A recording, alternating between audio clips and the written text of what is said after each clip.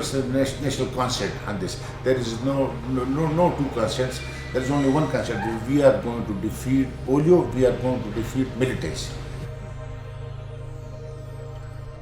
मैं काफ़ी हद तक पुरुमीद हूँ। मुझे खुशी है कि भाई पाकिस्तान में ये बीमारी ख़त्म होने वाली है और ये सबसे ज़्यादा कोशिश जो है इस डोर टू डोर जो मेहनत करती हैं उनमें उनकी बहुत ज़्यादा है, क्योंकि उन्हें हर किस्म के मसाइल के साथ ही चलना पड़ता है। अपनी ज़िंदगी को साथ लेके उसको बहुत ज़्यादा ख़तरे के साथ लेकर चलना पड़ता है और लोगों के रवैयों को देखना पड़ता है।